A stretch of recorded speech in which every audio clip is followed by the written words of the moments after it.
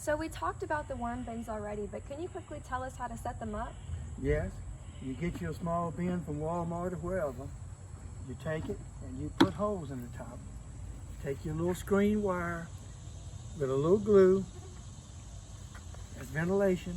You just need to ventilate on the side. I'm not quite through with it. Ventilate the side, same way as this. Important temperature and water. Come see, bud. Now this bin is full of water.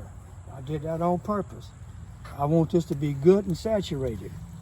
I'll go ahead and drain it after a while and let it set about a day, maybe 2 or 3, and this will be good and ready for the worms.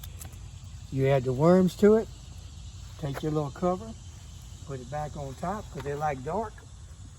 Put this back on top and close it and put it anywhere in the house you want that has a 70 to 85 degree temperature. Above that, they're going to die. No odor, no maintenance. And you'll have your own vermicompost in 4, 5, 6 weeks.